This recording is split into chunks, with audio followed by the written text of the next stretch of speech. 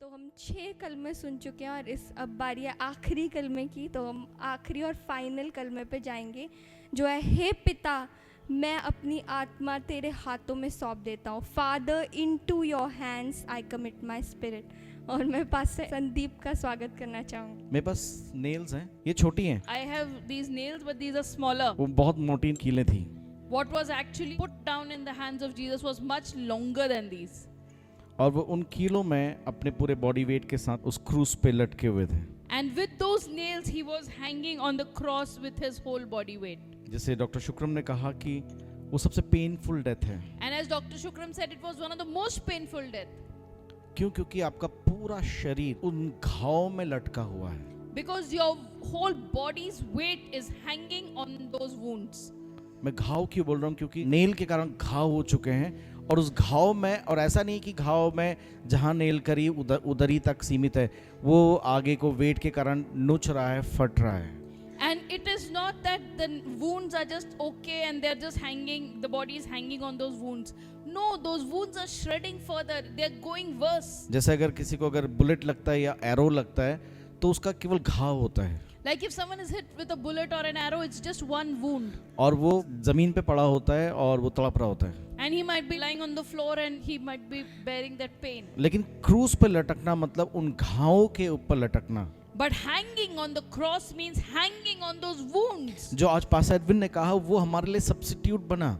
And what Pastor Edwin shared today, he became a very substitute for us. Imagine कीजिए आपको और मुझे उस स्थान पे होना था, Imagine you and I have to hang on that cross. और जो नरक है वो अनंत है, Hell is eternal. और वो जो वहाँ यातनाएं हैं वो भी अनंत तक है। And those torment over there is also eternal. अब यहाँ पर को प्रभु यीशु मसीह ने इन 7 बातों को जब बोला है, And here when Jesus said these 7 things, 7वीं बात क्या बोलता है कि पिता अपनी आत्मा को तेरे हाथों में सौंपता हूँ। and the 7th thing he says is, Father, into your hand I commit my spirit. यहाँ पर को प्रभु यीशु मसीह ने जब ये बोला, उस समय उस दिन करीब 28 स्पेसिफिकली भविष्यवाणियों को पूरा किया। And when Jesus was on this cross and the things he said from the cross and the things that happened, about 28 specific prophecies were fulfilled. कि वो एक मसीह है, उसके बारे में जो लिखा है उसने पूरा किया, इसीलिए कह पाया पूरा हुआ।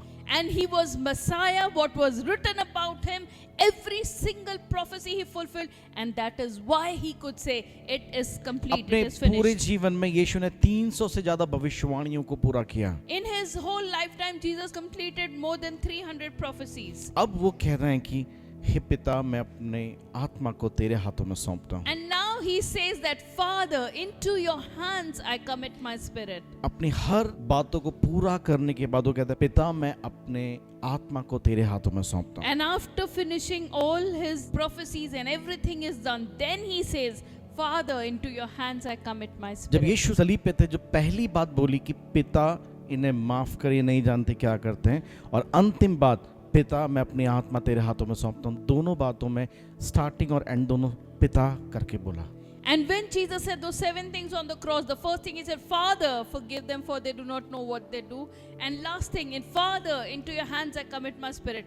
Both words start with the word Father. जब प्रभु ने कहा कि हे पिता इन्हें माफ करे, नहीं जानते क्या करते हैं, एक्चुअली क्या हो रहा है वहां पर को? And when he says, Father, forgive them for they do not know what they do, what was happening over there? अगर हम मत्ती 21 के 33 से 41 को पढ़ेंगे, हमें समझ में आएगा कि यीशु क्या बोलना मांग रहे हैं। If we read from Matthew 21:33 to 41, we will know what Jesus was trying to वहां पर say. यीशु एक एग्जाम्पल देते हैं, एक दृष्टांत बताते हैं कि वो अपने सेवकों को भेजा किसान ने, और उसके बाद उन्हें सबको मार दिया। फिर उसने सोचा कि मैं अपने बेटे को भेजूंगा, ये आदर करेंगे, और उन्हें मार दिया कि ये उत्तराधिकारी है।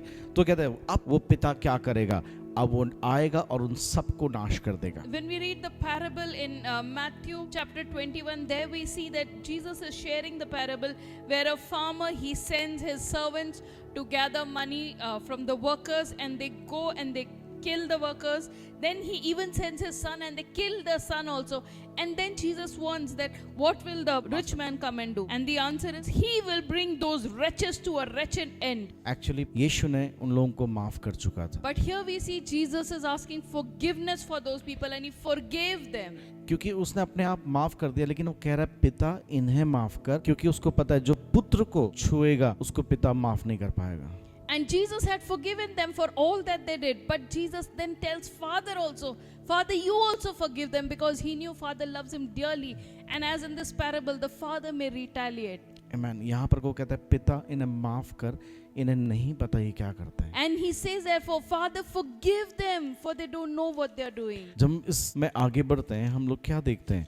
When we move forward in this, what do we see? वो पिता कहता है एक संशिप को हमारे लिए भी खोलता है. And here he opens the sonship for us also. वो पिता से कहता है कि मैं अपने आत्मा को तेरे हाथों में सौंपता हूँ. He says, into your hands I commit my spirit. अपनी उस पीड़ा में प्रभु यीशु मसीह जैसे दूसरा चोर था वो कुड़कुड़ाने नहीं लगता है. And his last moment in his suffering, Jesus does not begin complaining like the other thief. लेकिन वो फिर भी आज्ञाकारी पुत्र के समान, जैसे उसने कहा मृत्यु तक आज्ञाकारी रहा, उस आज्ञाकारिता में बना रहता है. And here he remains in the obedience, as he said, the son was obedient till the last very moment. तो वो एक जो रिश्ता है पिता, उसको वो लास्ट तक बना के रखता है. He maintains the relationship till the very last. दूसरी बात, तेरे हाथों में. And he says, into your hands. उसका मतलब क्या है? जब यीशु पैदा हुआ तो मरियम और यूसुफ के हाथ में था. When Jesus was born, he came into the hands of Mary and Joseph. हो सकता है जब चरवाहे मिलना है उन्होंने उसको गोद में पकड़ा होगा. When the shepherds came to see him, they must have carried him in their arms. Wise man उन्होंने शायद पकड़ा हो. Maybe the wise men held him. लेकिन जो शिमोन है वो कहता है जब उसे उठाता है गोद में कि परमेश्वर अपने दास को शांति से विदा कर, क्योंकि मेरी आंखों ने तेरे उद्धार को दे दिया, उसने अपने हाथों में उठाया था. When Simon the prophet, he carries baby Jesus, he says, Father, I have seen your salvation and now I can depart in peace. अब क्या हो रहा है? Now what is happening? अभी लोग उसे मार रहे हैं, People are hurting him. उसकी दाढ़ी नोच रहे हैं, They are pulling out his beard. उसे थप्पड़ मार रहे They हैं, are slapping him. उसके ऊपर कांटों का ताज रख रहे They हैं. are digging that crown of thorns on his head. अब वो उनके हाथों में, फरीसियों के हाथों Now में, he's in the hands of those evil men. और वो हाई प्रीस्ट के हाथों में है, He's in the hands of the high priest. वो पिलातुस के हाथों में He's है, in the hands of Pontius Pilate. वो हेरोद के हाथ में है, He's in the hands of Herod. अब वो सैनिकों के हाथ में है, Then he falls into the hands of the वो भीड़ के soldiers. हाथों में है. He's fallen in the hands of the crowd. लेकिन अंत में कह रहा कि हे पिता, मैं अपनी आत्मा को तेरे हाथ में सौंपता हूँ. But in the end he says, Father, into your hands I commit my spirit. उसे पता है कि अब मेरा पिता मुझे अपने उस प्रेम में वापस लेगा. He knows that now my Father will take me in his love. बहुत सारे स्क्रिप्चर हैं इनको मैं सोच रहा था पढ़ने के लिए. There were many scriptures I wanted to read, एक स्क्रिप्चर मैं जरूर आपके लिए पढ़ूंगा. but one I will definitely read for you. John chapter 10:17 में हम लोग देखेंगे. यूहन्ना उसका 10वां अध्याय उसकी 17वीं आयत को हम पढ़ेंगे. पिता इसीलिए मुझसे प्रेम रखता है कि मैं अपना प्राण देता हूँ कि मैं उसे फिर ले लूं. कोई उसे मुझसे नहीं छीनता, वरन मैं आप ही उसे देता हूँ. मुझे उसको देने का अधिकार है और फिर से लेने का भी अधिकार है. ये आज्ञा मेरे पिता से मुझे मिली है. The reason my Father loves me is that I lay down my life only to take it up again. No one takes it from me, but I lay it down on my own accord. I have the authority to lay it down and authority to take it up again. Amen. यहाँ पर को प्रभु कह रहा है कि कोई मेरा प्राण नहीं छीनता, मैं खुद देता हूँ और ये अधिकार मैंने पिता से पाया था. And here Jesus says, nobody takes away my life. I give it myself. I lay it down, and this authority I have received from the Father. कितने लोग विश्वास करते हैं कि यीशु मसीह अनंत काल से अनंत काल तक उस क्रूस पे जिंदा रह सकता था? How many of you believe that Jesus could have remained alive on that cross forever? उसने खुद अपनी जान दी He gave his life himself. क्योंकि वो परमेश्वर का पुत्र है एंड वो कभी मर नहीं सकता. He is the Son of God and he cannot die like that. क्योंकि वो प्रथम है और वही अंत है. He is the first and he is the last. वो अल्फा है और वो ओमेगा है. He is the Alpha and he is the Omega. तो मृत्यु कहीं नहीं आ सकती है So as God, he cannot taste death जब तक वो खुद अपने प्राण को ना दे. unless he lays down his life himself. लोग सोचते हैं हमने मारा, People think they killed Jesus. रोमी सोच रहे हैं हमने मारा है. Romans thought they crucified लोग Jesus. सोच रहे हैं क्रूस पे लटकाने के कारण उसकी जान चली गई। People thought he hung on the cross, that's why he died. वो जीवन देने वाला है, वो कैसे मर जाएगा? He is the life-giving God, how can he just die? वो उसमें हमेशा हमेशा तक बना रहने में सामर्थी है। He is the one who can abide forevermore. उसको कुछ नहीं होगा। Nothing will happen to him. वो कहता है अगर मैं पिता से विनती करूं, जो 6 पलटन है वो आ जाएंगी। And he says, if I ask God, he will send those 6 troops of angels for me. एक बार एक सैनिक आया, उसने 1,85,000 लोगों को मार दिया। One angel killed 1 lakh, so many thousands of people. एक ट्रुप में 6,000 होते हैं। One has 6,000. तो आप सोच सकते हैं कितने स्वर्गदूत उसके लिए तैयार खड़े हैं। You can imagine if one troop has 6,000, how many angels were there ready to minister to him? Elisha को बचाने के लिए पूरा पर्वत वो अग्निमय रथों के जो स्वर्गदूत है उनसे भर गया था। When Elisha had to be saved, that mountain was covered with fiery chariots of तो angels. अपने पुत्र के लिए पिता क्यों नहीं करेगा? And for his own son, how much more Father God will be willing लेकिन to यहाँ do? यीशु कहता है कि मुझे अधिकार है उस प्राण को देने का और फिर से लेने का। And here Jesus says, I have the right to lay down my life or to और take it up. इसीलिए ये अधिकार मुझे पिता से मिला है। And this authority I have received from the Father. तो वो ये कह रहे कि कोई मुझे नहीं मार सकता जब तक मैं अपने प्राण खुद ना दूं। And in other words, he's saying, nobody can kill me unless I lay down my own life. और वो क्या कहता है कि हे पिता, मैं अपने आप को, अपनी आत्मा को तेरे हाथों में सौंपता हूं। And he says, Father, into your hands I commit my 28 spirit. में हम लोग देखेंगे, And verse 27 it says, and verse 28 it says, और मैं उन्हें अनंत जीवन देता हूँ, वे कभी नष्ट नहीं होंगे और कोई उन्हें मेरे हाथ से छीन नहीं लेगा। मेरे पिता ने उन्हें मुझको दिया है और सबसे बड़ा है और कोई उन्हें पिता के हाथ से छीन नहीं सकता। मैं और पिता एक है। आमीन। वो कहता है मेरे हाथ से कोई नहीं छीन सकता और पिता के हाथ से कोई नहीं छीन सकता। And English it says, no one can snatch them out of my father's hand, and I and the Father are one. इसीलिए वो कहता है कि मैं किसी के हाथ में अब नहीं पड़ना चाहता, And that's why he says, I don't want to be in anybody else's hands. सिर्फ अपने पिता के, Only in the hands of my क्योंकि वो Father. मुझे प्यार करता है। Because he loves me. Hallelujah. Hallelujah. अब यहाँ पर कोई चीज दिख रहा है, And here we see,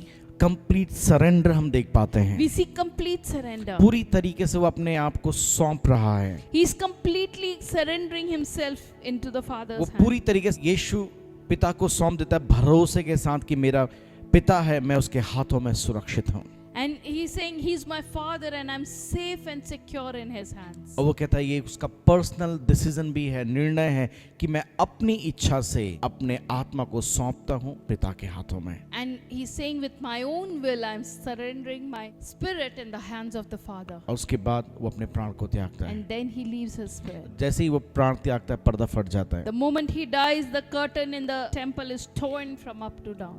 वो जो पर्दा साधारण पर्दा नहीं है जो हम लोग देखते हैं। It is not like these curtains that we 60 see. Feet height है उसकी, It is 60 feet high. मतलब 60 फीट ऊंचा है, 30 फीट चौड़ा पर्दा है It is 30 feet broad curtain. और 4 इंच मोटा है। And it is 4-inch thick curtain. और जो ट्रेडिशन है वो बताते हैं कि 300 जो प्रीस्ट हैं उस पर्दे को हिलाते हैं। And the tradition say 300 priests would have to carry it all together. आप खुद देख सकते हैं 60 फीट ऊंचा होगा और 30 फीट चौड़ा होगा, लेकिन 4 इंच मोटा होगा। It is 60 feet only length and 30 feet broad, but it is 4-inch thick also. वो पर्दा कोई इंसान नहीं फाड़ा उसने, No man tore that वो curtain. ऊपर से नीचे को फटा। It did not tear from down to up, it tore from up to down. इसका मतलब परमेश्वर ने जो सेपरेशन था, जो वेल था, उसको फाड़ दिया और इनवाइट किया कि अब इस बलिदान के कारण जो यीशु ने किया है, इंसान मेरे पास आ सकता है। God tore that curtain so that God could say that I am inviting man to come into my presence. अभी कोई पर्दा नहीं है, There is no curtain. हम खुद अपने आप को रोक रहे हैं We are the ones who are hindering ourselves from coming to God. उसके पवित्र स्थान में जाने के लिए। We are hindering ourselves from coming into his holy presence. उसने उस काम को पूरा कर दिया है। He finished his work. अब वो हमें एक मौका देता है कि हम एक रिस्पॉन्स करें, हम उसके पास आए।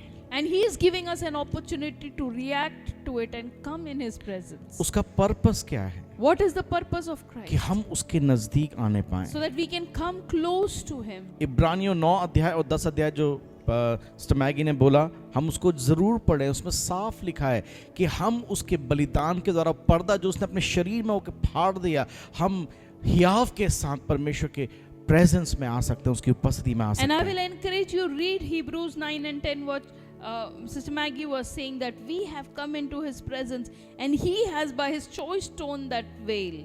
हालेलुया। वो कहता है कि आओ उसके नजदीक आओ, He says, come close to me. वो पर्दा हट चुका है, The curtain is removed. यीशु ने अपना बलिदान दे दिया है। Jesus has given the sacrifice of Himself. अब वो केवल मरा नहीं, वो तीसरे दिन मुर्दों में से जी उठा। And He has not just died, but He rose again the third तो day. हमें सेलिब्रेट करने की जरूरत है, We have to celebrate. हमें दुखी होके जाने की जरूरत नहीं We है। don't have to go in tears or Yeshu sad. कब्र में नहीं है, Jesus is not in the grave. Hallelujah. उसकी कब्र खाली है, His grave is empty. नहीं alive. वो हमेशा के लिए जीवित है। No, He is alive forevermore. Hallelujah. उसने उस Hallelujah. काम को पूरा कर दिया है। He has finished the work. Hallelujah. Hallelujah. उस पर्दे को भी अलग कर दिया ताकि हम पिता के पास आ पाएं। He has also torn the curtain so that we can come to the Father. Amen.